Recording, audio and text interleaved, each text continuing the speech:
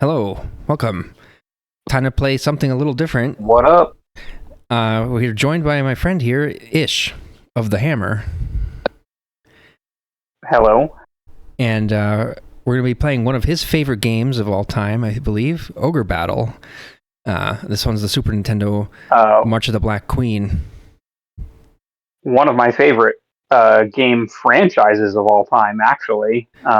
So, yeah. But this particular game is, definitely, I think, my favorite of the franchise, which is kind of an unpopular take. I think generally people prefer Person of Lordly Caliber, the 64 version, better. But okay. screw that. We're here to play March of the Black Queen. Yeah, maybe later I'll play that. For me, my only encounter with this type of game was Last Remnant on Xbox 360, which came way later, and I've been wanting to play Ogre Battle for a very long time, because that Last Remnant I played like 15, 20 years ago or something, but I just knew that it was like that type of game, or it's like the same, and it might even be the same developer, but it's... Yeah, I don't think so, actually. I think it was just influenced by the Ogre Battle franchise, but I'm not sure. I've never played Last Remnant, so... So this game, Ogre Battle, The March of the Black Queen, in North America, there's only ever 25,000 copies made. And it was kind of like an expensive game. It was $230, which is not as expensive as Chrono Trigger, which is like $400. And there's 290,000 copies of Chrono Trigger that were made. So this game is not as expensive because it's just not as popular as Chrono Trigger, which is like everyone's favorite RPG on the SNES or whatever, I personally prefer Ogre Battle over games. Yeah, well, I'll find out, because I've never actually played this. I don't actually like story in games, so I like Final Fantasy IV more than 6, for example. 6 is way more like story, cinematic, and I like more grinding type games. I like Dragon Warrior 1. This game is very grindy, generally speaking, or at least it can be. Like, you don't necessarily have to grind it, but it can be very grindy depending on how you want to play it. And also, like, it does have a story. Like, the entire Ogre Battle saga has like a background story. But frankly, you can pretty much just ignore it if you want. I mean, it plays. I mean, obviously, like, we'll get into it soon enough, but it plays a little bit like a cross between like an RTS game and kind of a more traditional turn-based RPG, but it has a really interesting battle system where, like, you have very limited control over what your units are actually doing in battle. So yeah, kind of That's how neat. Last Remnant was as well. You would only be able to choose like kind of like a few options of what you want them to do, but then what they would do would be more based off of how you set them up outside of battle. So like how you configure your squads and stuff. Yeah, okay. Yep. So you can actually, like, in this game, you can change their tactics mid-fight, and that will, to an extent, change their behavior, but you can't be like, I want this guy to attack this guy or whatever. Like, it's not like choose this guy's attack, choose this guy's attack. And I think because in Last Remnant, it was because you had like 25 or 15 units in a battle, so that would be like super tedious to tell 15 or 20 characters what to do manually. So that's why I think they did that. And it's very similar to Ogre Battle. I don't remember what the unit cap is in this. I know you can make more units than you're actually allowed to deploy in a map. And I may be wrong about this, but I think that, like, depending on the map that you're playing, you, like, on bigger maps, you may be allowed to deploy more units. I've played this game a lot, like a whole lot, but also it's been a long time since I've played it, so I don't know. This will be an interesting experience. You've been telling me about this game for like at least 20 years, telling me to play it. So it's been on my list. I'm glad that you're finally getting around to it. Yeah, it was my holy grail purchase at this Classic Games Fest. It's the one I wanted the most, and I traded away some stuff for it. All right, let's launch it. Nice. Yeah. Playing on the Retron so 5. I think. Right. Yes. So I think that there's going to be like a little kind of intro story thing when you launch the game, but I guess we'll find out. Presented by Enix and Quest, and I'll talk about that in a bit. Okay, yeah, I was going to ask you what the relationship is, but so Enix and Squaresoft, people know them as Square Enix, obviously. That was a merger later when Final Fantasy: The Spirits Within, that movie, almost bankrupted Squaresoft, and they basically sold to Enix, I believe, and then they merged their name to make Square Enix. But in Japan, Dragon Warrior, which is the main Enix franchise or whatever, is more popular than Final Fantasy. So they were actually the bigger company. So they got to put their name first on the... Well, they did Square Enix, though, so they put Square first, which is weird. So they put... Okay. I think they put their name second. Yeah, which is weird, but I think it's only because it sounds cooler, maybe. But then again, their name is in Japanese, so I don't know how it sounds in Japanese, but Square Enix definitely sounds cooler than Enix Square. Doesn't it? Like, just Enix Square. Ooh, what's this? They were doing the intro here. Yeah, so we're doing the intro. Episode 5. It pulls a Star... Yeah, it pulls a Star Wars, where it's like, it's in medias res or whatever.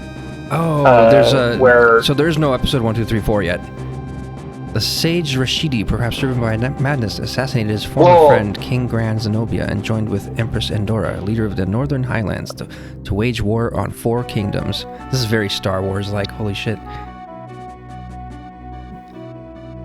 The overpowering... So I'm not actually sure. I'm not actually going to read all this out.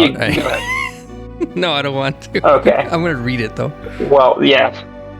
Fair enough, but I was going to say, I don't know if there are episodes 1 through 4, but like the Tactics Ogre games, I think take place before this game. So Tactics Ogre is before Ogre Battle? Well, not in terms of when the games actually came out. In terms of like the in-game chronology, yes. Oh, okay. So Tactics Ogre, what is that? That's like Final Fantasy Tactics, right? That's completely different. Yeah, and it's very similar to Final Fantasy Tactics. It's kind of like Final Fantasy Tactics Lite in some ways. There's two, and by the way, like I might be on it. Like I didn't do any prep for any of this. I'm just kind of going off of memory here, but like there are 2 Tactics Ogre games. The original one was actually released on Super Nintendo, and it's, I believe originally it was a Japanese only release, although they did make an American version of it, I believe for the PlayStation later on. Which, by the way, they did the same thing for Ogre Battle March of the Black Queen. There was actually a PlayStation release of the same game later. And it had some like bug fixes in it and stuff, but for the most part, it was pretty much the exact same game.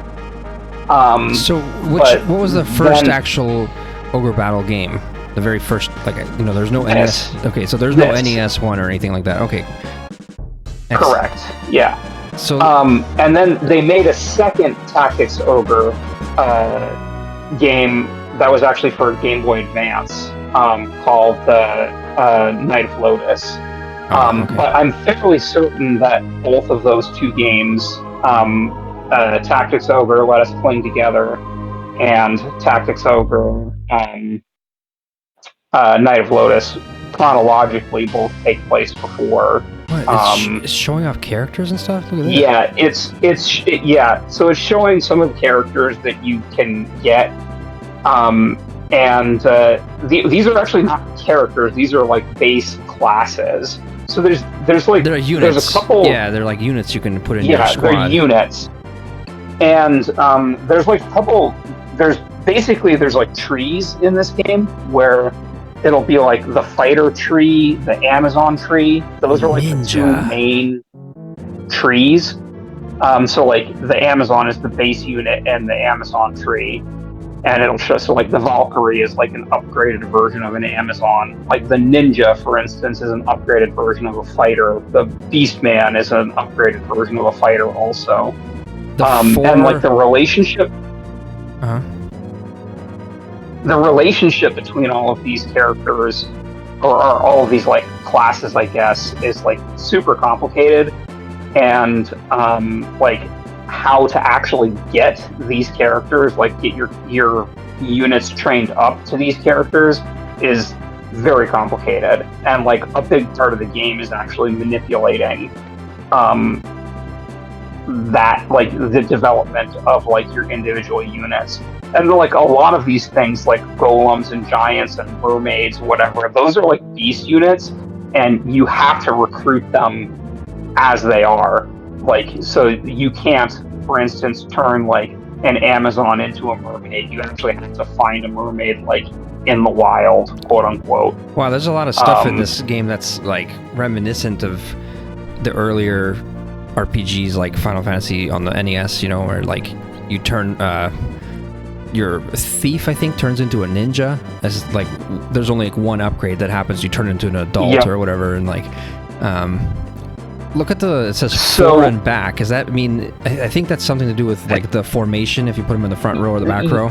Yes, exactly. So that's the attacks that they will use depending on the position that they're in a unit. And in this game, it's only either front or back. In Person of Lordly Caliber, they actually added a third rank, which was middle. But that's, you know, neither here nor there. I think the last tournament had three rows as well. Yeah. Let me talk a little bit about this Quest company, because they're actually the developer. The publisher is Enix. So I have it up here. Quest Corporation was an influential Japanese video game developer and publisher, best known for creating the critically acclaimed tactical role-playing game series Ogre Battle and Tactics Ogre. The company is particularly famous for housing the iconic creative team led by game designer Yasumi Matsuno, artist Akihiko Yoshida, and director Hiroshi Minagawa. This trio essentially pioneered the modern isometric tactical RPG genre. Founded in 1988, they operated closely with a company called Both Tech before focusing heavily on home console games. Their defining moment came with the release of Ogre Battle, the March of the Black Queen in 1993, and Tactics Ogre, Let Us Cling Together in 1995. These games were praised for their deep political narratives, dark, mature themes, and complex alignment mechanics. And then it says the move to Square, staff departure, 1995. Right after finishing Tactics Ogre, Yasumi Matsuno and his primary creative team left Quest to join Square, now Square Enix. At Square, this team used their Quest experience to create legendary titles like Final Fantasy Tactics, Vagrant Story, and Final Fantasy XII. Huh.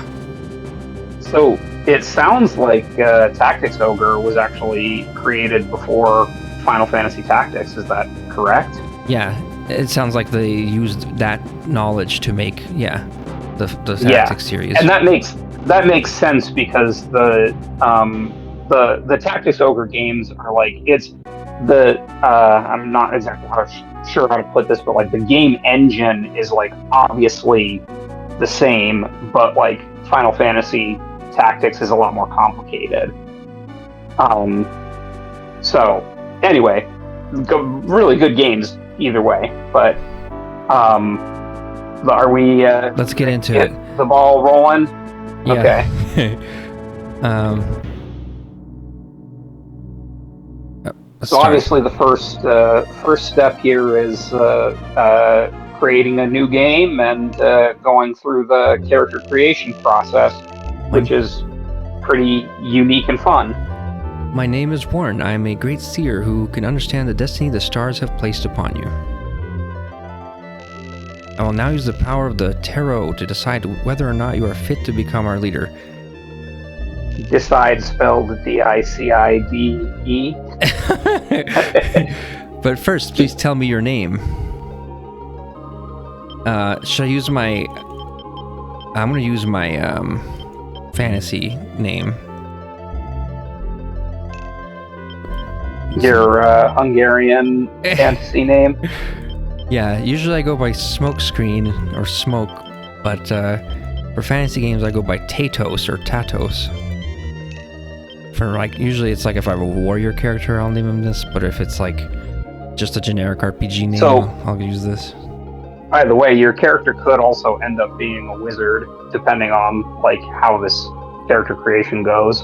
Uh-oh. But oh boy, that's fine. Technically, the word Tatos was my misunderstanding of a word, a misspelling of a Hungarian word, because the real word is Taltos with an L after the A, and it's a shaman, so could be a wizard. I always thought it meant potatoes. What's really funny about that is that was a joke. Well, somebody, when I played World of Warcraft, my warrior's name was Tatos, and I had a guild, and one of my guild members would make fun of me and he called me Tatos Potatoes. It's literally what he called me. So that's funny. Tatos Potatoes. Is Tatos okay? Yes. So did you not have a dog as a child named yes. Atos? Yeah, okay. Yeah, I did. All right. Yep. He was the son of Asu, which is a 7 times world champion of champions, Hungarian Vizsla. So the male versus female literally just like picks your sprite. It doesn't, affect anything beyond that. Okay. You have been commanded by your king to create a magic potion. What kind of potion do you create? These are the questions. So this is actually in Ultima. All the Ultima games have a tarot reading like this. And they give you questions and you choose one or the other. It's A-B answers, and then it would determine your class. So if you wanted to be a paladin, you have to choose all the super good, honorable answers or whatever. This is exactly the same, except that I believe there's either 3 or 4 answers per question, and it's not always so obvious what you should answer. Okay, so there's 3. But sometimes it is. I mean, and the thing about it is, too, is like if you don't know, like, what the classes that you could get, so there's only 4 classes that you can get, and if you don't know what they are, then it kind of doesn't, you don't really know what to answer. I'm just going to choose, like, what I would pick as a complete noob going into this, just based off of what he said. So he said, if your leader, your king or whatever is asking you to make a potion, what do you make? It didn't even say who it's for. It's not like it said he's gonna drink it. So it could be you want to poison the king, or it could be he's making it to poison an enemy king. But the king would probably want the immortality potion because he's like a typical monarch, wants to rule forever. Wealth, he's already got wealth. So you're being loyal to the king? Yes. An immortality potion. All right. So also, by the way, these cards that you draw right now, you get to keep the tarot cards too, which you can use later in battle. Oh. So, whoa. Yeah. After a difficult battle, the army you lead was unfortunately defeated. What was the cause of your defeat? Oh boy. A lack of military strength, a lack of leadership, destiny. Clearly not my fault. Destiny, it just was fated. I was probably the military leader, so this would be like admitting fault in yourself, and this would be blaming, like, I wasn't given enough troops or whatever, right? Like, I like a lack of leadership because it means you have humility. You admit to that it's your fault, but it also means you can grow because you can get better, because you can always just say, I could become a better leader, or I learned from that battle or whatever, So I'll choose this one. Yeah.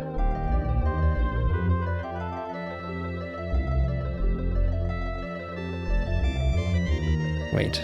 Or you gonna pick it? My controller is disconnected. One moment. Technical difficulties. I'm using a wireless controller, and I think I should have charged it, but I'm gonna go grab the physical controller. 1 second. We can edit this in post, right?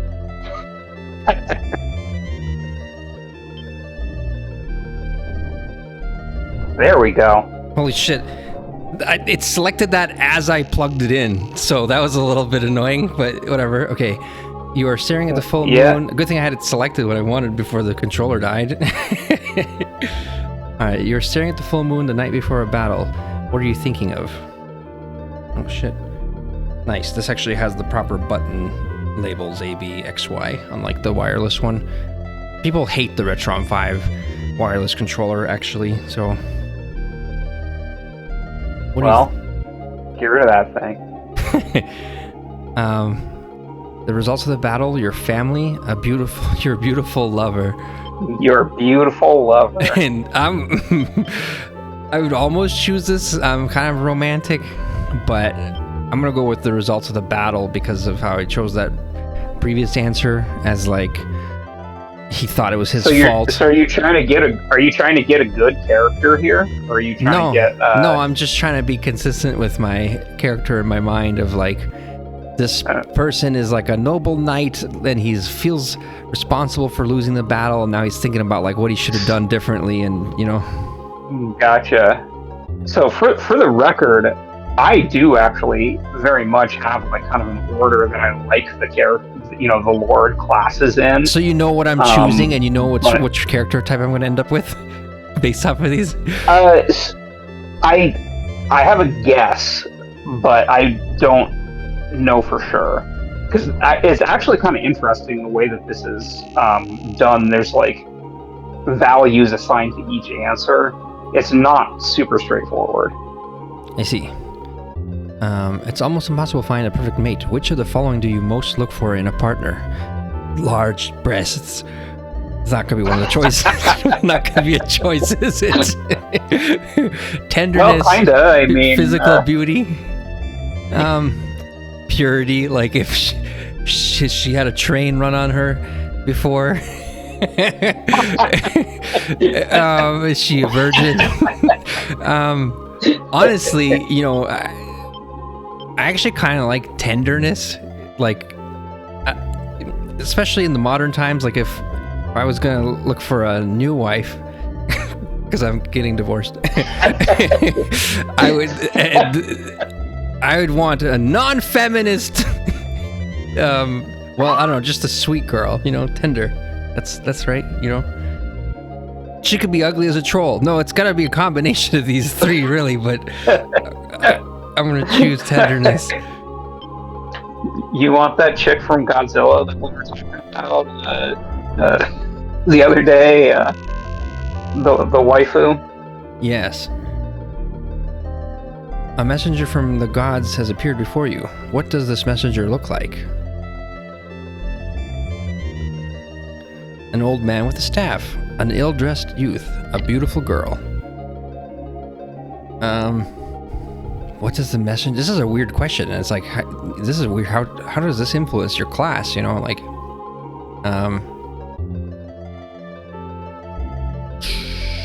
What does God look like? I think of the movie, The Odyssey. Like, there's this new version coming out, but which I don't know if I'm gonna even watch that, the Christopher Nolan one or whatever. But I remember watching an older Odyssey movie, and in that, Hermes was always the messenger. He would show up and talk to Odysseus or whatever. And, so I'm thinking of Jason and the Argonauts. Oh, yeah. Which Hermes is also the messenger of the gods in that movie too. I'm talking about both. But he wouldn't be any of these. I actually watched that like a year ago or so. That movie. That movie rules. Yeah, it's a great movie. And what did you say his name was? Harryhausen, or what? Hermes. No. Ray Harryhausen. He's the stop special motion. effects dude. He did all the stop motion.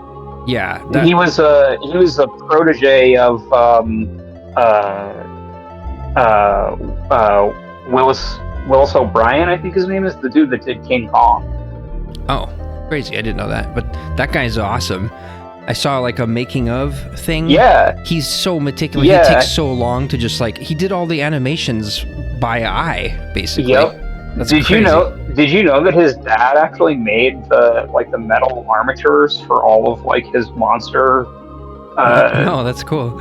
Like, yeah, pretty neat. It's crazy because he's like single-handedly making the movie in a way, right? Not exactly. There was like directors and stuff, but he wasn't a director. But I mean, yeah, he was very much involved with the production. Like if he wasn't there, there would be no movie like that without him. Definitely, 100%. What was the other movie he made? There was another one that in the same kind of vein of fantasy. So he made the Sinbad movies. Sinbad, that is what I was thinking of. Yeah, so Seventh Voyage of Sinbad, Golden Voyage of Sinbad, and Sinbad and the Eye of the Tiger. I named my character in my Hammerden and Diablo 2. I actually named him after a character in Golden Voyage of Sinbad, Haroon. Huh. That's where that came from. I see. But anyway. So, but Hermes is none of these. He's not really an ill-dressed. He's a youth. He's not ill-dressed. I would say that he's the closest to the old man with the staff, but yeah. I'm gonna choose a beautiful girl. I want a muse appearing to me in the, like a. That seems very witchy. It works for me, man. It seems kind of witchy a little bit, like this what are they called in the oracles or whatever? They're like, aren't they like hags? The Norns. Aren't they like hags? But it says a beautiful girl, so that's never mind. And the old man with a staff reminds me of like Bible stories, like. No, because they would usually be angels that appear. Angels and shit would be actually a beautiful girl, technically, right? Or like, whatever. No. I want in my story. I want it to be a hot god babe. All right, do it. A beautiful girl. The fool. You want to be sure that your knights abstain from disgraceful behavior. What do you warn them most about?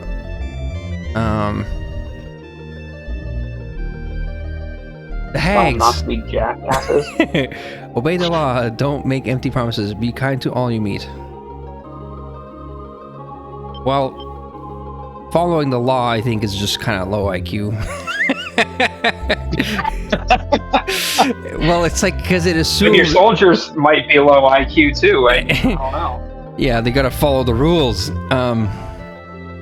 Like law is good, it's not bad, but law is also decided by people. According to who? Yeah, so like I think morality is above law, because like law changes and it's based on the times or whatever, and like you could be a person who lives in a time when like the laws are ridiculous, and then your duty morally would be to fight back against those stupid laws, like Robin Hood or some shit, I will not give all my taxes to the king or whatever. Don't make empty promises. Be kind to all you meet. Be kind to all you meet is also kind of a naive thing in my mind, because not everyone is someone you want to be kind to. What if you meet an evil asshole? I guess you would still want to be kind to them. I'm getting some pretty bad latency. Oh shit. Okay. Wait. What is it? My voice lagging or what's lagging? Yeah, I was lagging. I can hear you now. I don't know, man, but you just disappeared for quite a while. Oh, okay. So obey the law. Be kind to all you meet. Be kind to all you meet is like, it's still good. Like even if you meet an evil person, being kind to them This is your best bet of turning that evil person good. But don't make empty... Or at least, like, not provoking them.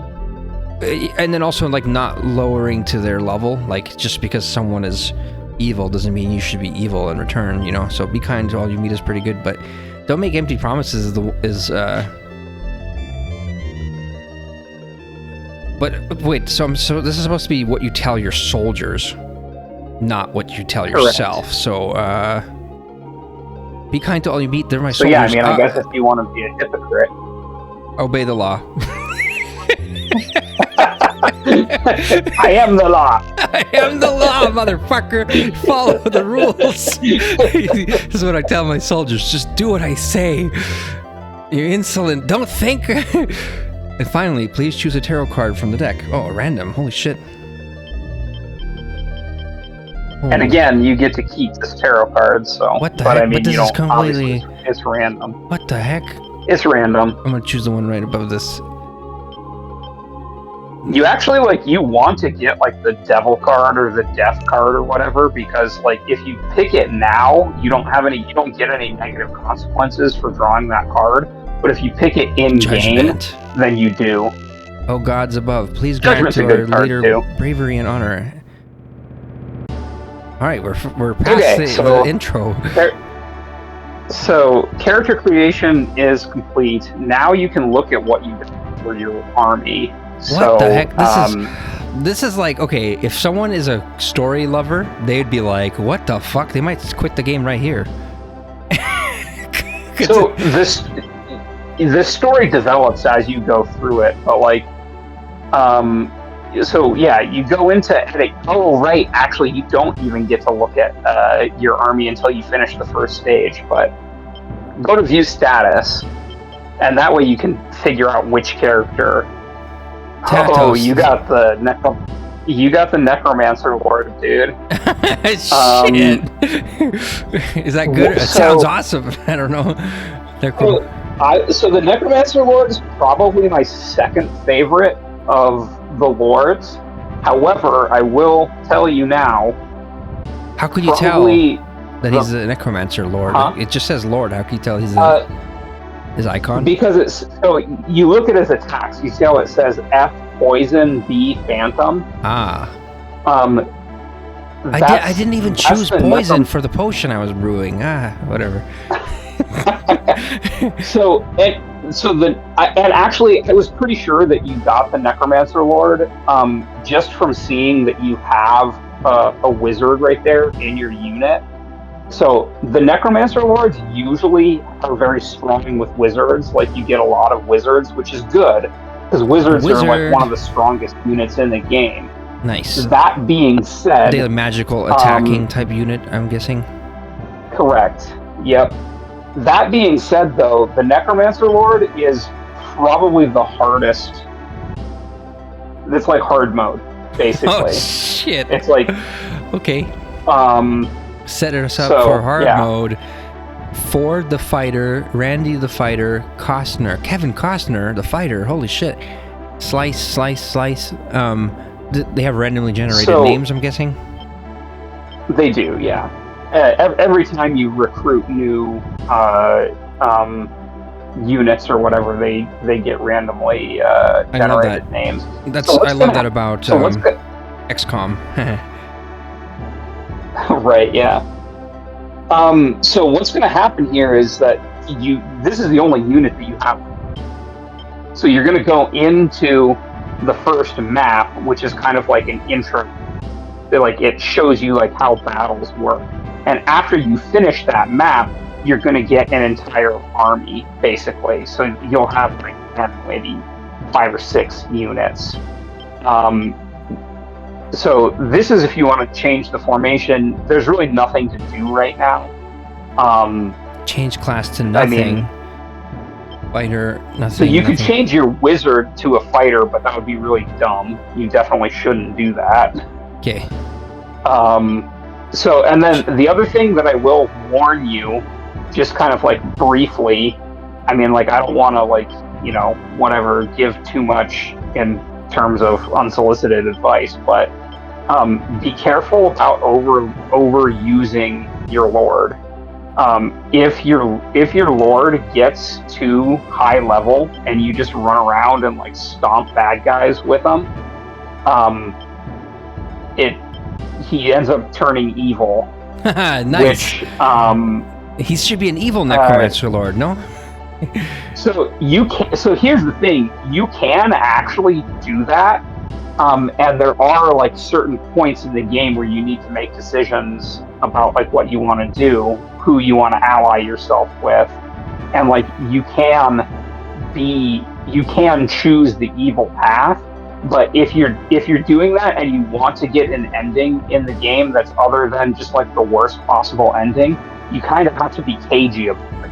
So like you have to like have a pretense of not just being evil.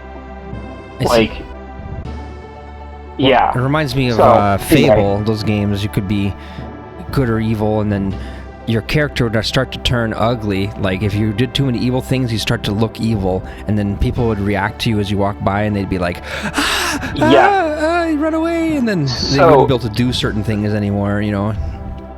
That's very similar in this game, actually. So, like, if you you need to like, which one's fast? What are you trying to do? One is based off of the. I think it's 3. 3 is fast because look at the whoosh lines behind it. You see the lines get longer. Whoosh. Yeah, I think whooshing. It's 3. Whoosh. All right, I'm gonna put it on the fastest because I always would do that in all the games. Okay, so data. I could already save. This is just going to save my. Yes, correct. So this will overwrite. Like should I do it? Should I overwrite this guy's game, that Aaron or whatever? Because I don't see. Yeah, I don't see why not.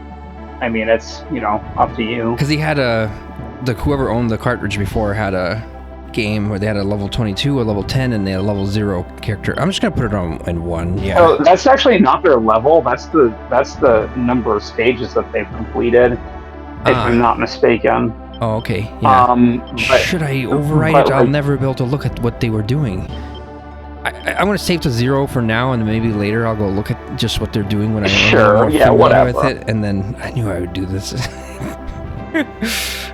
I don't think it matters that much, really. All right, I think it's saved. Now you just go. Okay, go so back now to view the map. Yep, and the only stage you can go to is Castle of Warren, which is like this is the kind of intro. Ooh, it scrolls. There's way more. So it shows the rest of the map. That's a nice looking animation. This game is like 93, 94. 93, yeah, which is later in the Super Nintendo, which is 91 when it came out. So it's kind of one of the. By then they already had mastered these kind of super graphical effects and stuff. I love the graphics in this game personally. That's like one of the major selling points for it for me. Scene 1, beginning. What is this, like acts? Boss ready. Whoa, this looks like Heroes of Might and Magic. Did you ever play those games? So, yes, I have. Is it similar to those at all? And in a way, yeah. It has a little bit of similarity, yes. So hit the pause button real quick. So you see up in the top right-hand corner, there's like the little sun moon. You can zoom shit while it's paused. That's crazy because the time is passing. That's what you're about to say. Yep, exactly. So that's why I was telling you to pause it. Because like if you're just sitting there, then time will be passing, and it doesn't matter actually all that much on this map, but it's generally good to be aware of that. When you're actually playing. And by the way, you can go anywhere on the map, including out into the water. But if you have like land-based characters, you're going to be slow as hell when you're on the water, right? I see. Oh, you have water-based units. That means holy shit. Yeah, so you can get like mermaids and krakens. What the? Okay, like, that sounds else. awesome. Do you know this graphical thing where the texture is tilted backwards like this or whatever? That's called Mode 7 on Super Nintendo. Huh. That's No, like, I didn't know that. they'd only ever use that in like Super Nintendo. Zelda would be like the map would be like that, or some of the cutscenes in the earlier Final Fantasies. I got a game called Seventh Saga, which is a RPG game, and the whole game is like that. And it's actually like you're doing battles on the ground that's like tilted back and stuff. It's another game I have never played. I'll have to check out later. This looks cool though. This is a good use of that. This is actually like the map, and you actually move around on it like this. So, yeah, so this is like the overworld, or I don't know if that's really the right way to put it. This is the battle, right? Yeah. So, and like, right now, your lord is deployed on your base. If your base gets taken by the enemy, you lose. So you gotta, if people attack it, you have to go back and defend it. So how do I move? I mean, one very... So go click on your guy, and then select, yep, and then you have the options to, do whatever, various different things with them. Move so now you can, like, move your flag around after you... So planes is telling you, like, what his movement type is, and planes is, like, the most basic movement type. Can you tell, like, is this like a town? If I could go here, it's actually going to go into that, like a little building or something? These little houses here, does look like little houses. And there's a bridge. I'll just go to the bridge for now. Can you hear me? Yeah, I can hear you. Did I cut out there for a bit?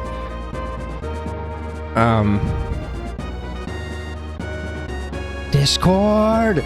I'm going to the bridge. He's just walking. What? Time is passing incredibly fast. What the? It's finished moving. What the heck? How do I actually get in a fight, and how do I do stuff? Time is passing incredibly fast. It's night already? Move to...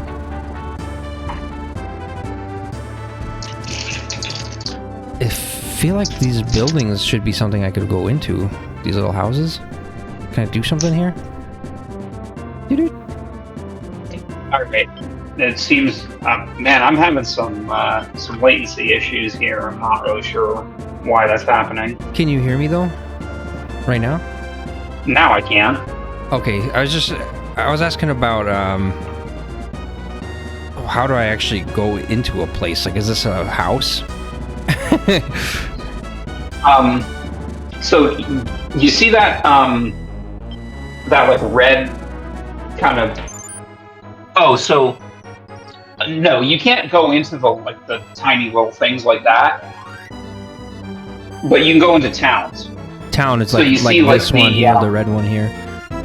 That one's a town, and if it's red, that means it's controlled by the enemy. Is this also then something I can blue, go to? Then it's controlled by Air Forces. Like this one, is this blue?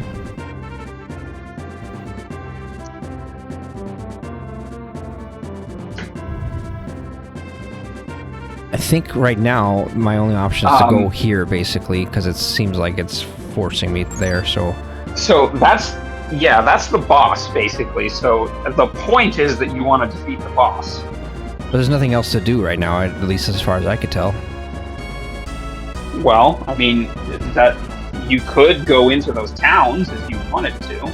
Okay. But you could also just go straight for the boss. I mean, I'm gonna go here then. So, and then that one right there, that's a temple. Wait, so which one's the town then? That's not the red one. The town is to the right. Oh, okay. You liberated Russian. I liberated it. I just walked up to it. Yep. That means that you took. It was controlled by the enemy, and now it's controlled by you. Whoa, and you pull a card? Hell yeah. The Empress. You pulled an Empress card. She's remember, hot. every time you pull a card, LOL. Every time you pull a card, it has an effect on either. Most often, it's going to be the unit that liberated the town or temple, but it sometimes can be more than that. So Empress is a good card. So the charisma. The charisma. Yeah. of all of your characters in this unit goes up by 1 because you drew the Emperor's card. Yes, I keep However, keep in mind that you can draw cards that will do bad things. Oh. Found is a dragon spear. Dragon sword. Is a sword? Okay. So, it doesn't really matter, honestly. It's a dragon weapon. That's a dragon, and then like funny? 6 pixels to determine whatever that is.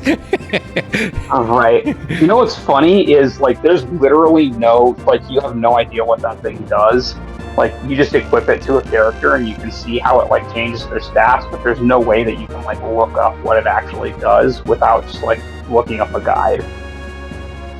Time is always flowing. You must therefore be able to make quick decisions or lose battles when you need time. Consider your strategy. Press the start button to issue the pause command. Even while paused, you can issue commands. Oh, you can. Whoa, I didn't realize I was unpausing whenever I was issuing commands.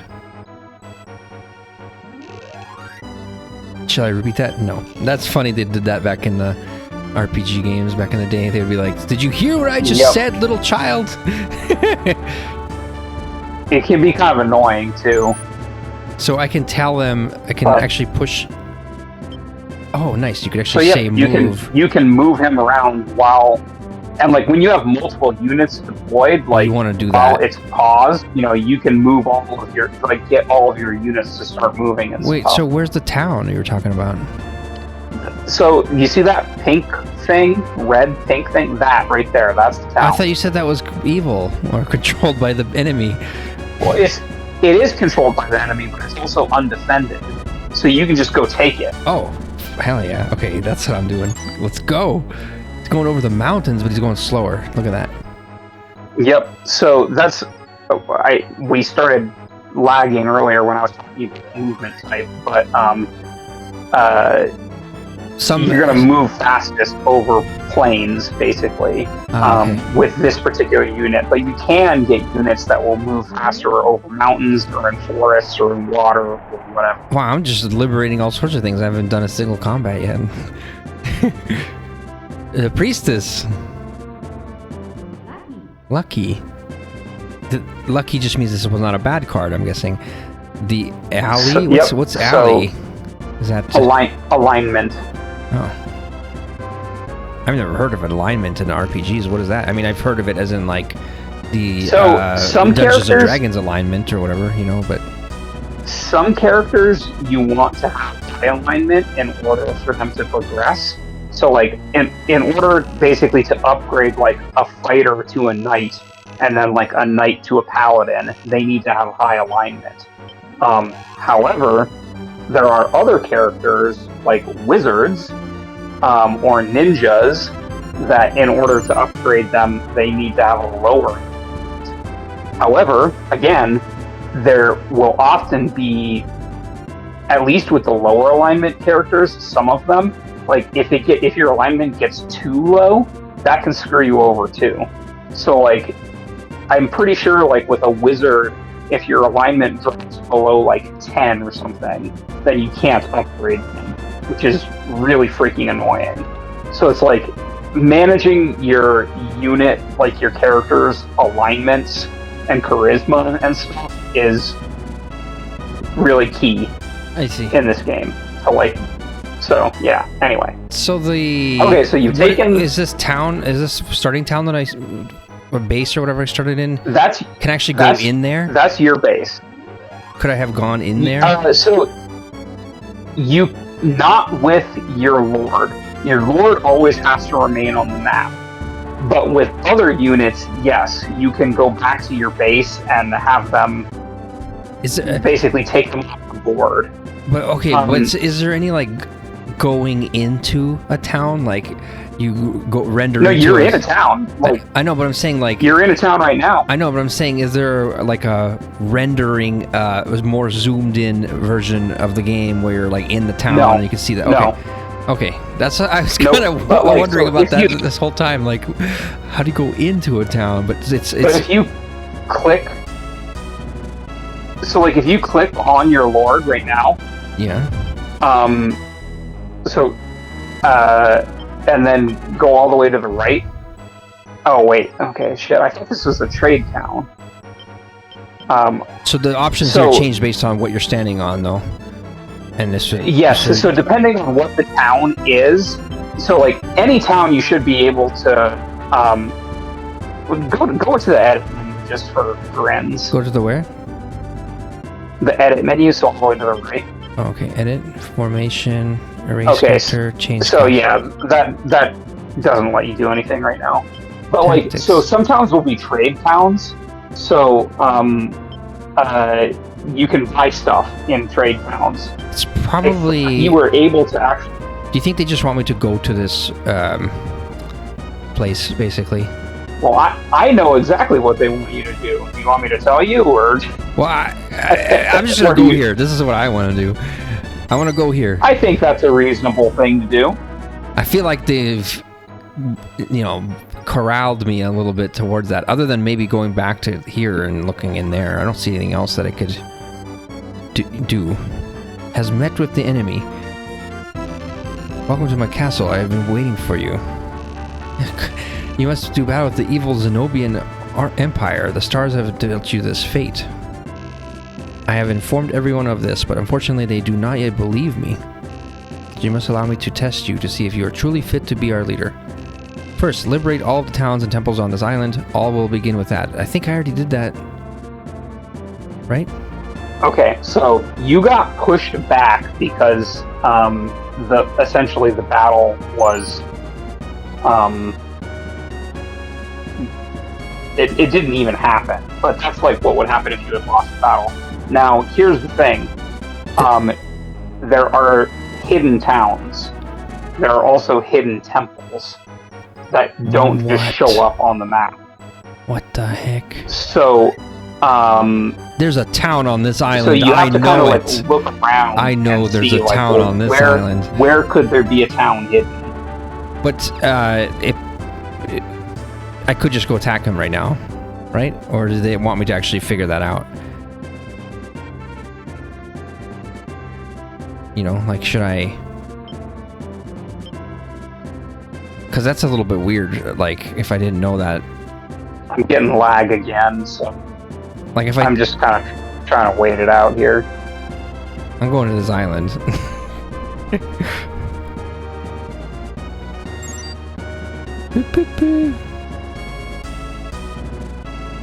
Hopefully I would see the town when I walk by it. Or near it, or whatever. I can walk on the water.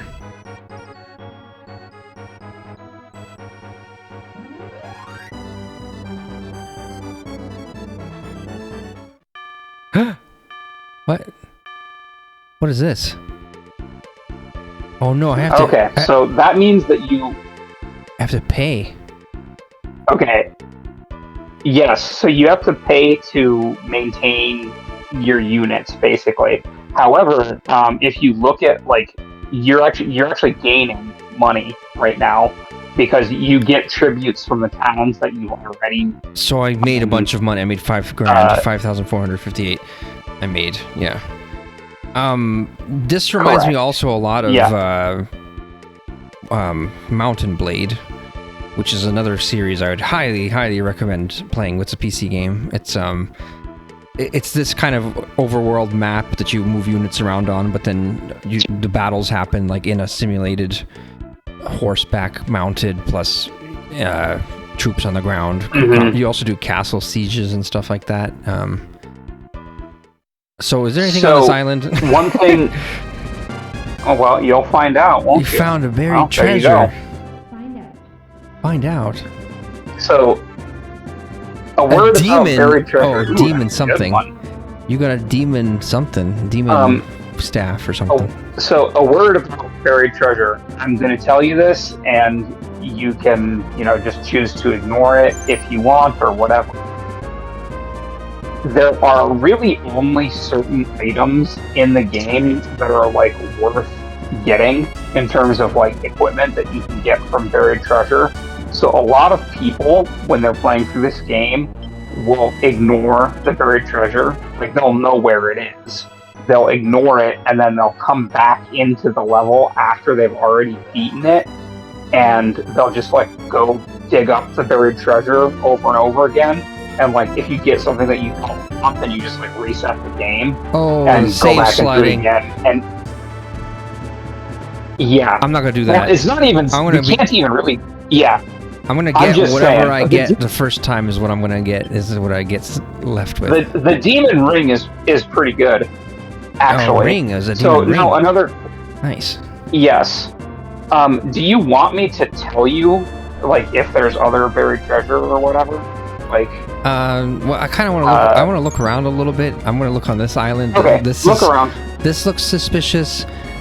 This spot here looks a little suspicious. In the middle of the forest here.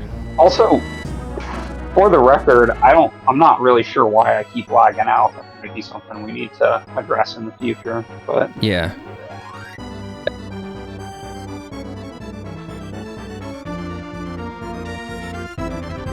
I think that's just Discord, unfortunately. Finished moving. Is there anything there? No? I don't believe so. That text is a little bit annoying. Like every time you move, you have to... Yep, it's... Yep. That's actually, you know, if you're playing this on an emulator, like, you know, a lot of the times people will use the speed up button. Guess what? Retron 5 has a speed up button.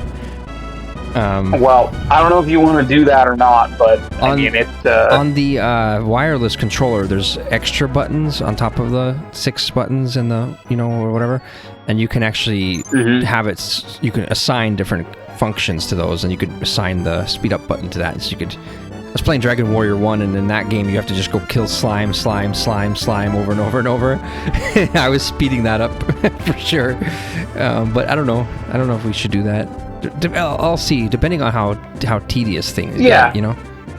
I mean, I'd say play it as intended for now, and, you know, we'll see kind of how things develop, but... I'm gonna check these mountains out. There's potentially a town... So, one thing I will tell you, just for the... their mountains cannot have towns in them. Okay. So basically, like, if you're looking for a town, it has to actually be, like, on a plain, like an open area that's, like, big enough to fit a town in it. Okay, here's a question. If you're walking past a town, like if there's a town right here, but I'm walking past it, would I reveal it automatically, even though I didn't path to that location? Like I pathed... You basically have to step onto it in order to reveal it. So I'd have to go, like... Hey, you, move. Holy shit, so this is a kind of a treasure hunt in general. Move here. Yes, however, I don't think that area that you're in right now is actually big enough to have a town in it. Okay. Just so you're aware. Well, you know what other thing looks suspicious? This, where the road has a little gap. That seems like a town. Right there. I don't think I did that while I was pausing. Oh, the road is actually there. It was just the rendering from when the camera was lower. Nothing. Yeah, that's definitely something that you want to keep an eye out for. That type of thing. This place up here could have something too, maybe. Or actually, you know what? This little empty spot here. Could that be possible right next to this other thing, though?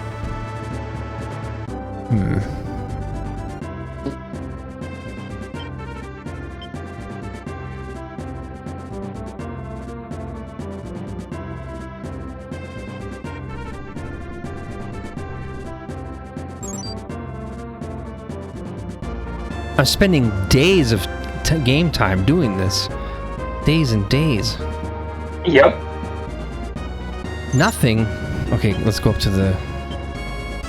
So if I was doing this, honestly, I don't think I would be doing this. I think I'd be going here. I think I want to go here. You already did. You already tried that. Oh. I mean, do you want me to give you a hint? Or well, so you're telling me that when he rejected me, that wasn't just like a tutorial thing, and if I go there again, he's gonna reject me again? He is, yes, that is correct. Fuck. So they actually. So you would be sitting here going like, "What do I need to do?" And then you'd actually would be just forced to explore around until you find stuff. Holy shit! Correct. So I'm gonna give you a kind of a hint here. There is a hidden town that you need to find.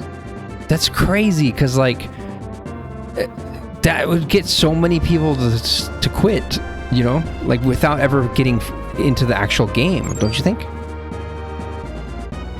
I don't know. Maybe. I mean, the thing about it is, like, this game is, like, it's second nature to me. Like, I remember where almost everything is in this game. You found the walled city of Zeltania. Find out. I'm just saying, that's crazy that you'd have to be compelled to just keep looking for something just by the fact that he told you, like, go liberate. And you're like, I already did liberate the 2 cities, and then you have to actually figure out that there's hidden cities, because if you wouldn't have told me that, I wouldn't have known that, you know. And like, that's crazy. Like, if I was a little kid, I might never make it past this first stage. Fortune. You pulled a fortune card. That sounds good. Boo boo. Uh-oh. That's bad. So, yes, fortune, I believe, is random. So sometimes it can be good, sometimes it can be bad. Your reputation went down 2 points. That's terrible. Yeah, keep it still, though. Lance. My name is Lance. Well, I mean, you might as well keep it once you've drawn it. I'm a knight of the Royal Zenobian army. You must be the new leader Warren was talking about. I must say, I like the look in your eyes. We have lived until this. I like the cut of your jib. Only to see the wasteful death of King Gran avenged. I believe that at your side we just may be able to do that. I hereby pledge my allegiance to you. We will fight with you until the Zenobian Empire is crushed and true peace has returned to this land. He did all. He's fully devoting himself, all based off he's looked in my eyes. Holy shit. Yep. Like I said, he likes the cut of your jib. Deploy unit. That's it? I already have 2 units? Yep. What the heck? So now it wants you to deploy Lance's unit. Deploy unit.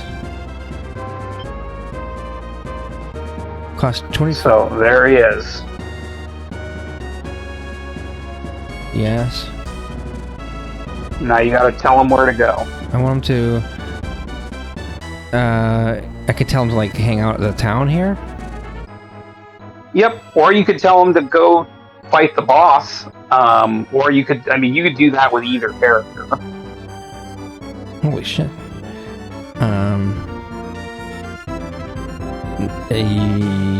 Yes, I guess I'll just have him do the fighting.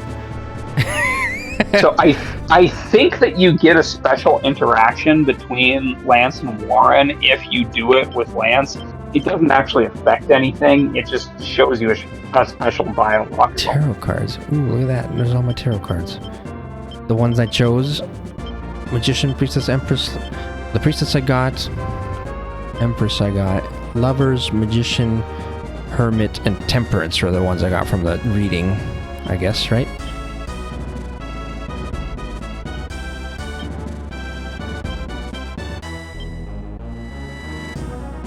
Can I make both units attack at the same time?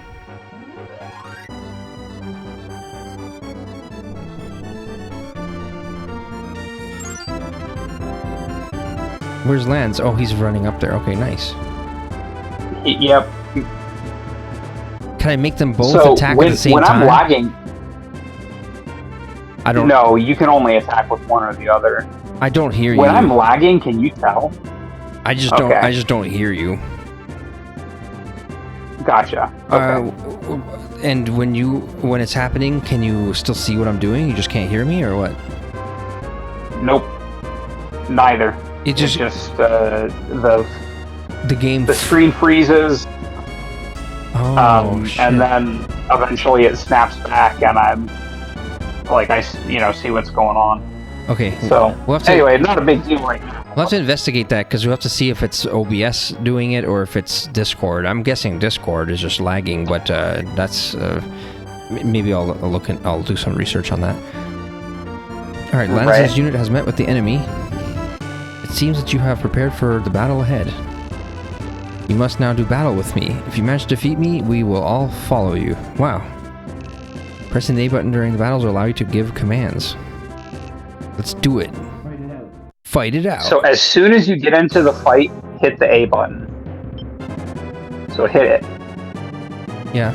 Okay, so tarot cards will allow you to use a tarot card, which will give you a magic effect.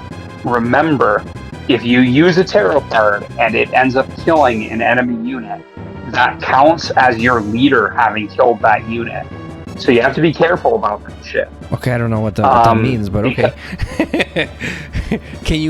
Does the tarot card get used up and it gets consumed? Correct. Yep. Okay. So you have a limited number of tarot cards. You can always draw more tarot cards. The bigger issue, though, is that like if you end up, so let's say you end up killing like a cleric or something with a tarot card, that's gonna like kill your alignment on your board, and that can create problems. Versus if you have your soldier do that for you, then he gets his hands bloody. Yeah. Nice. Okay. Killing clerics is so bad. So you just have to be careful. See, this is how I will play, because as a necromancer lord, I'm already sending lands in to do all the dirty work for me. So here's the thing is, like, you actually probably want to keep Lance's hands clean, because he's your highest alignment character. Like, you're going to want him to be, like, your front man. Oh, shit, so you don't want to have him murder people? It doesn't matter. Well, yeah, basically. What is this? It doesn't matter so much in this strong case. Leader, weak? What is this? So, yep. So this is determining how your units your characters are actually going to attack. So if you put it on best, it means that all of your characters are going to attack whatever is going to do the most damage. If you put it on strong, then they're going to attack whichever enemy unit has the highest HP. If you put it on leader, then they're going to attack the leader if they can. And if you put it on weak, if they're going to attack the enemy unit with the lowest HP. I see. This does also affect enemy behavior. So, like, if you put your thing on weak to try to pick off enemy characters, the enemy is more likely to do the same. There's only one enemy here currently, though, so I don't think it really matters, right? Yeah, it doesn't matter in this particular case, yes. Okay, when I unpause by going out of this menu, the returns happen automatically on a timer? Correct, yep. So I don't think I need to do anything, I just need to unpause. Yep, just unpause, yep. This looks cool, this isometric format or whatever. Definitely different than Final Fantasy. Tornado, that's the wizards. Nightmare, uh-oh. Lands, no lands. That's right. Oh, fuck, he's missed. Man, you're getting your ass kicked here. Everyone's missing and the wizards are... He's almost dead. How do I help him? No, he's gonna die. Come on, little soldier. Yes, he's done it. Little enemy. There you go. Wait, so getting the kill on the fighter like that was probably a good thing. So the killing blow is all that matters. It doesn't matter if lands did most of the damage. Okay. Yep. It's the killing blow that matters. Nice. Okay. You have done well, and all now know your power. Our fate now lies in your hands, Tatos. Now, we shall fight together until the Zenobian Empire is brought to its knees. Wow. Congratulations, you liberated Volzak. Yeah. Nice. Fireworks. So, I don't know if you want me to, like, tell you this sort of thing in the future, but I am, just I'll mention it for now, and if you don't want me to in the future, I won't, but you did miss a buried treasure in this map. Just so you know. Was it on the peninsula on the left there? Yeah. Damn it! I should have gone to the peninsula. Anywhere where you can still go back and get it. Okay. Like, you can go back and get it any time. I'm just, Okay. That's it seems to be anytime there's a large enough open area, there's probably something there, I'm guessing. right, I'll save here. Often. Okay, so now you can go into the edit unit screen. So hit the X button to pull up your thing, edit units, and now you'll have a whole bunch more units. What the heck? Oh, because the whole army joined me, or whatever. Holy shit, so you start off the game with one unit, and within, like, this most basic tutorial map, now you've unlocked, like, 50 dudes? Looks like 40? I think it's 50. Oh, it says Army 50 at the top. Yep, Army 50. Yeah. And I'm pretty sure you're capped at 99. But at any rate, so normally what I would do in this particular case is I would literally I'd break up all of these units and I would reform them how I want them to be. Wow, you don't necessarily need to do. You would spend like, but that's when in Final Fantasy I would unequip all the materia, re-equip everything like all the time. But that's crazy because like you just played like this little tutorial mission and then you'd get into like redoing your whole army essentially. It's just you could take an hour or two doing that. Yeah, I mean it doesn't really take that. Let me just look at some of these. Know what you're doing. So let's see. This one is my original unit. This is the. Yep, but go ahead and just like look at the. So take a look at the. Go back to the original unit that you were just on. Yeah. Or wait, no, sorry. Go. Scratch that. Go to Lance's unit. Yeah. Lance is number 2. He's a knight. So now. The 2 fighters. Look at the dude that actually killed. The wizards. Fink and Look at the dude that actually killed Warren. Daniel and Mac. So the guy on the bottom, the fighter on the bottom. Yeah, he's on the left. Yeah, he's the killing blow guy. So you see his alignment and charisma. 50-50. Versus this one's 46-50. This is so his alignment got raised by killing Warren, basically. Or well, no, alignment's the same. Or did these guys start off the same? Or charisma, whatever. Charisma. Yeah, they should have started off the same. 54-55, 54-55, 46-40. His intelligence went down, unless it was random. Well, no, that's random. That's random. Okay. Charisma 50-50, luck 45, 46-50, 45. So basically, like, there's a couple different approaches that you can take to like how you develop your units. Like, do you want that, like, if you get a guy that like his like alignment is naturally just like going up, then you're like, okay, well, I'm gonna turn this guy into a paladin eventually. But if you get a fighter that his alignment is kind of going down more, then maybe you want to turn him into like a ninja, right? Because those are like the evil. Ninjas are warriors. evil. That's funny. Nice. They're sneaky. They gotta be evil. They're so sneaky. They use like smoke bombs and shurikens. Wizards are kind of the same way, except that they tend to be that you kind of always want them to be on the evil side. Wizards are bad, clerics are good, I'm guessing. Clerics are the healer good. Correct. Okay. Yep. The problem with wizards, like the hard part with managing like classing up wizards, is that you need their charisma to be high, but you need their alignment to be low.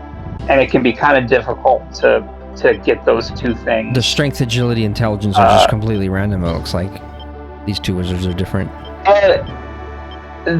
I mean, they're within a range, but... it looks like the total points got distributed differently. Like, they got a certain total points, correct, and then they distribute it, yeah. But yes, they are within a range. And by the way, stat growth is different depending on a character's class. So for instance, like a fighter is gonna like gain more like strength and agility and stuff than a wizard would. A wizard is gonna gain more intelligence, right? So you can actually turn fighters into wizards. You can class them up into wizards. They're going to be weaker in terms of their magic attacks than a natural wizard would be, So like if you have a character that was originally, I see. it's going to be stronger. However, there are advantages to having like a fighter that got turned into a wizard because he's going to be tougher. You know what I'm saying? Oh, interesting. What if you turn a wizard into a fighter? so- He's just going to be a weakling? Yeah, basically he's going to be an idiot. But he could, yeah, why would he just suck overall? Like, what would be the advantage of doing that? He could have a fighter that could do more spells or something? I don't know. No, he can't do spells because I mean, Yeah. He'd be his, super smart, maybe, or I don't know what would be the advantage of that. So I think that the advantage might be that he is slightly better resistant to like spell attacks. Ah, okay. Yeah, you know what I'm saying? Yeah. Look at this party. But, look at this squad or whatever. You've got two hellhounds with a wizard leader. That's a cool party. Yeah, and this is one of the standard units that you always get. That's Warren's unit. And, that is Warren. That's Warren himself. That's Warren the wizard. Holy shit. So Warren is a hero. Yep, Lance is a hero. They have a Warren high is cost. going to always be like what? He has a high cost per the leader. Those type of units have high. He's always going to be your best wizard or something like that. Yes, he's always going to be one of your best wizards. So he's like a hero wizard. Basically, like all of the wizards that you have now in this. So this guy, like Seagull, he's always going to be one of your best wizards too. Steven Seagal. I see. He's always going to be one of your best wizards too because he's a natural wizard and he's low level. The lower level that you get them, the better that they're going to be because they have that better stat growth from a lower level. Right? Right. You see what I'm saying? Like the Diablo mercenaries before they patched it. Yeah, sort of. But so later on in the game, when you recruit units, are they going to be higher level? Yes. So there's no way to get like a level 1 unit later on or something like that.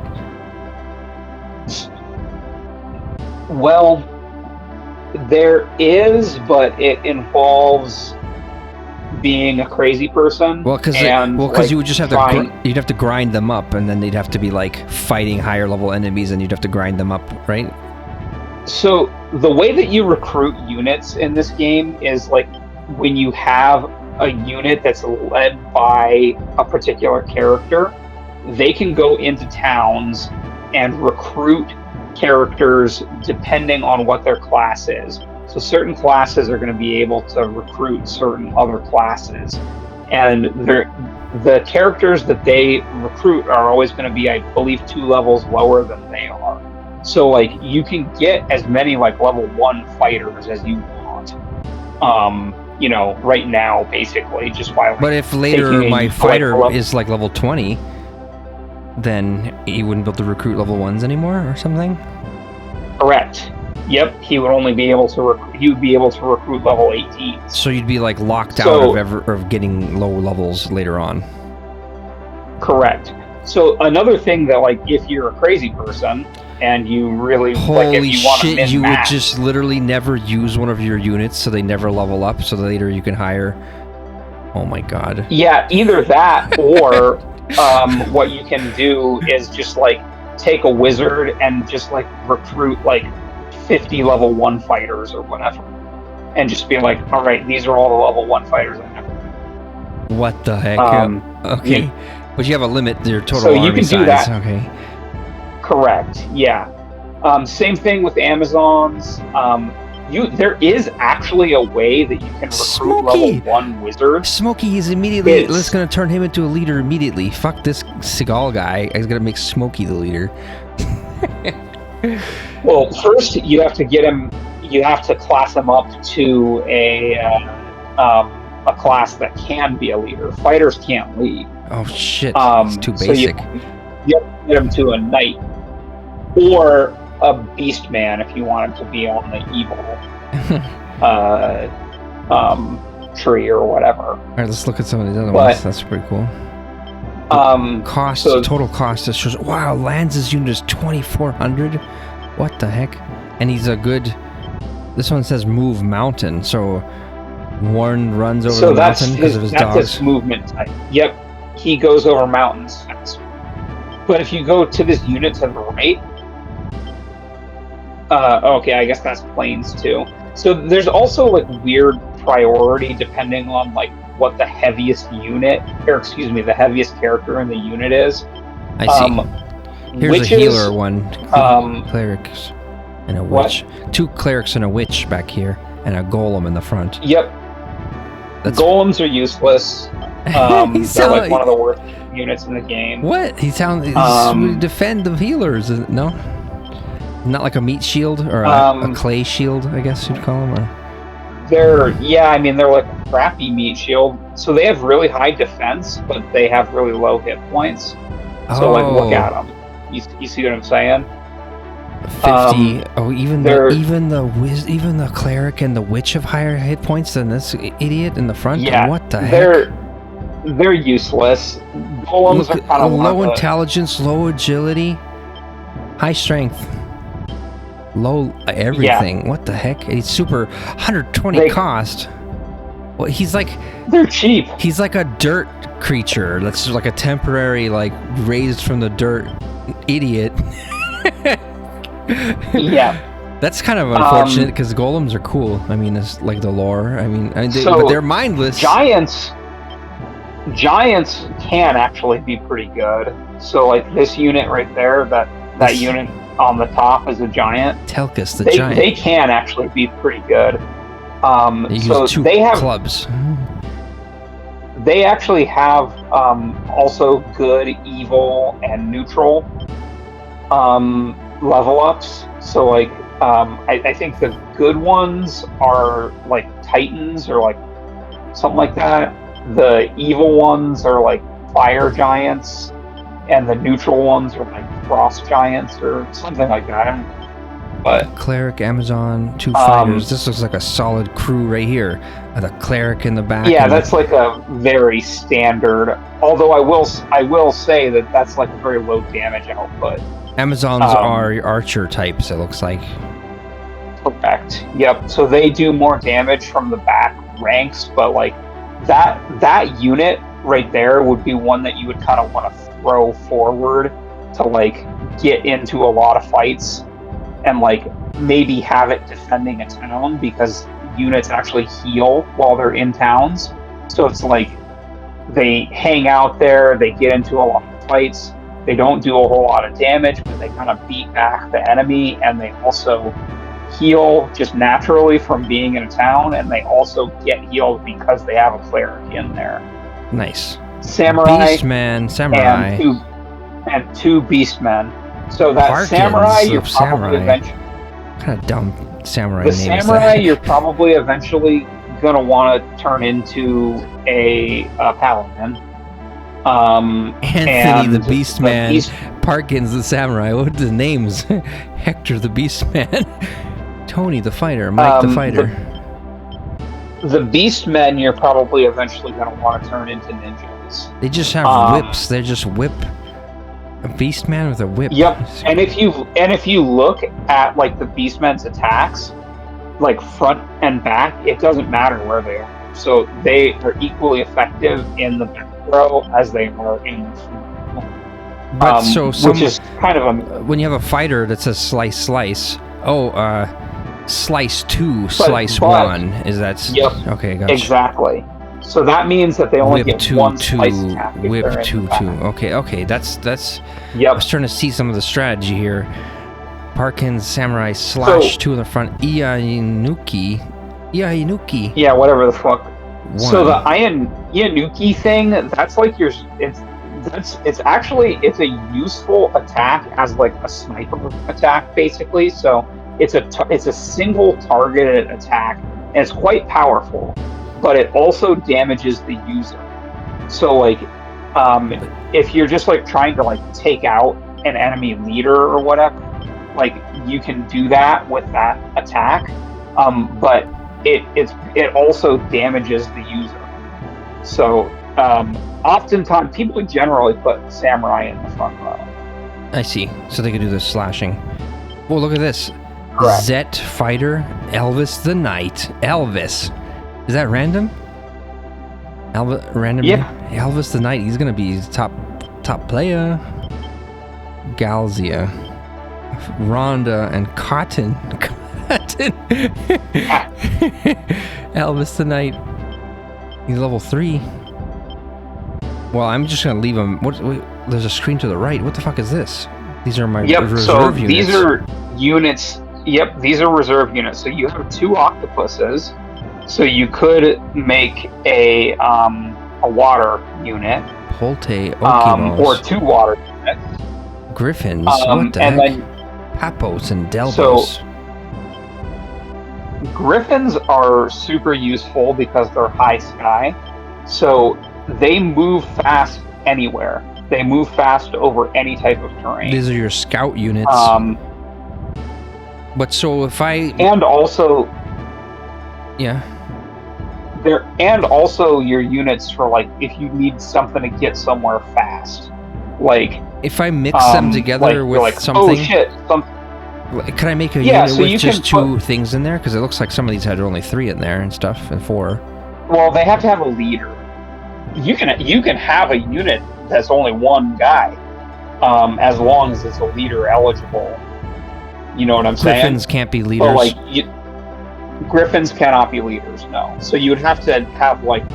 You could do a Griffin and a Wizard if you wanted, or you could do a Griffin and a Wizard and, like, 2 fighters. What's the biggest you could make a unit? 6? 5. Oh, okay, because it looks like there's 6 positions. 5. Like... Yeah. These actually 2 are different than these 2. Like, these are the 2 outer 2, and these are the inner 2.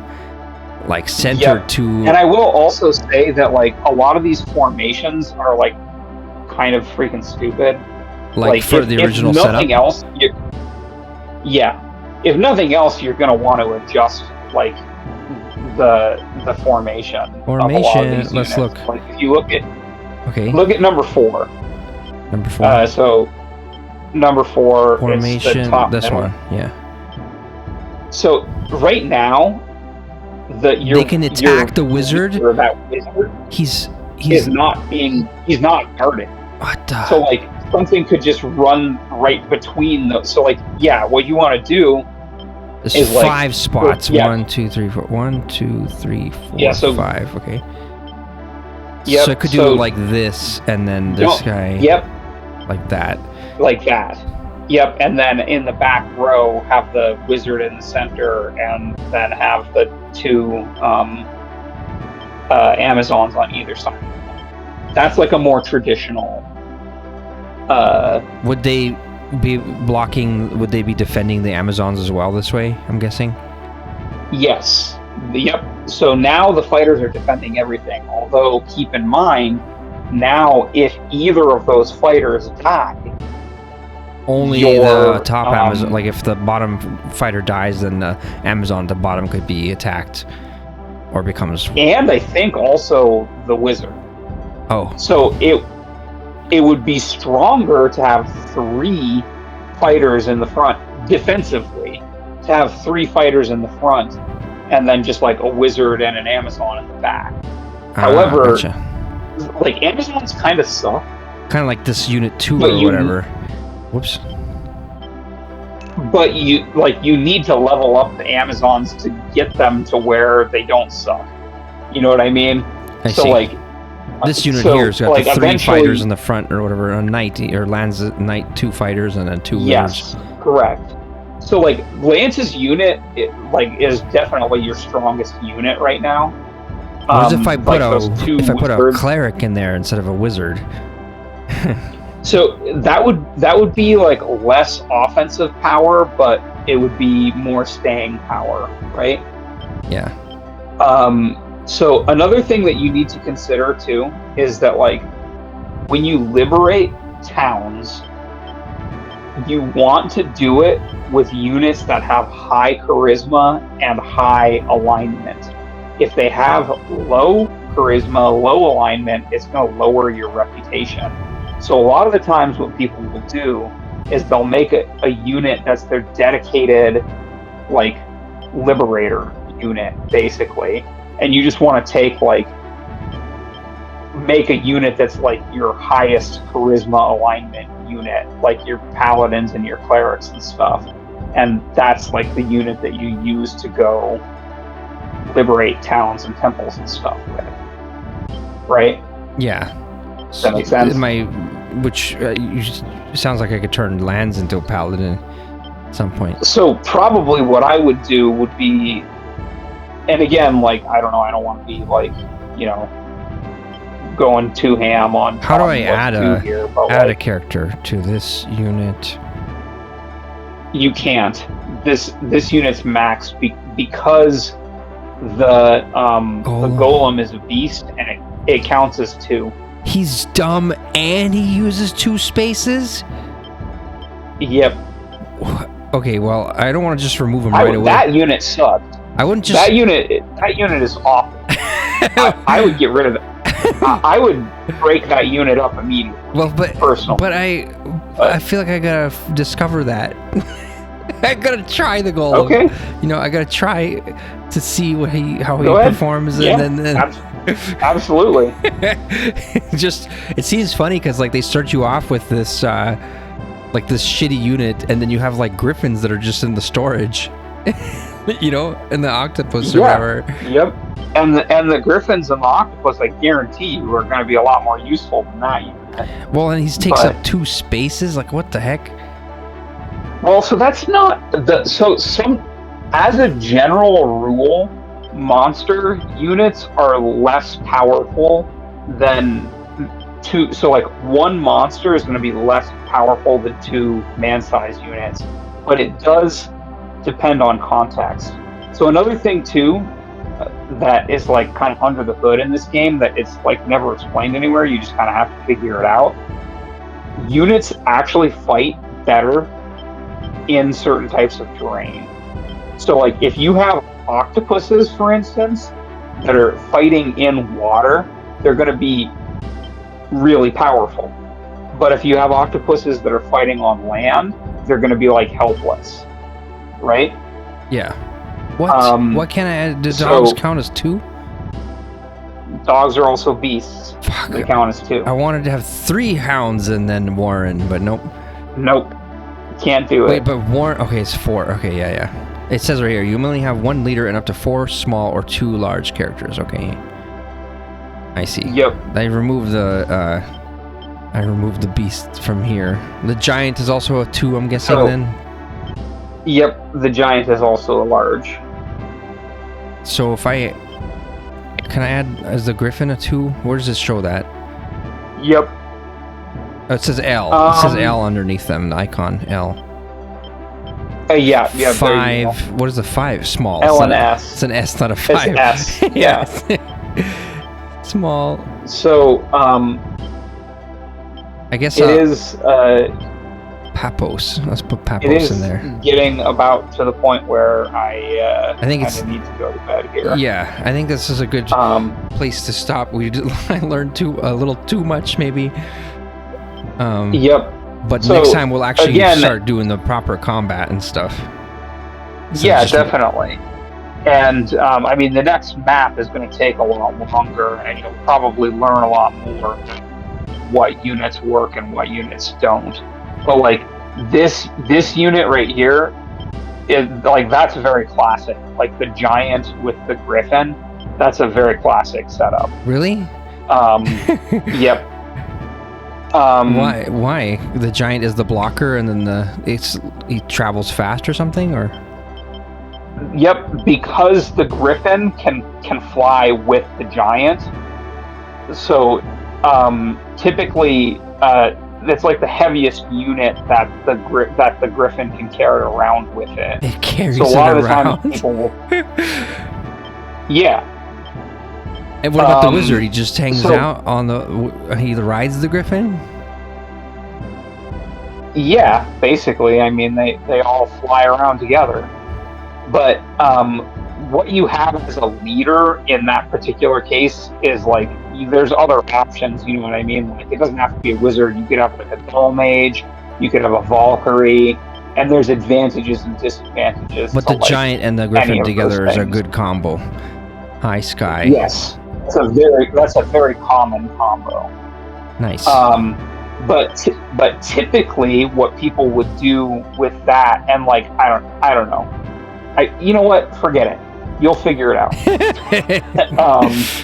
Yeah. It's just like the formations that you end up using, like you'll kind of learn like, you know, why would I use this guy in the front when I can be using him in the back? Wait, is this a? But some character. What is that? Is it a knight in the middle? No, that's a cleric. That's a cleric, yeah.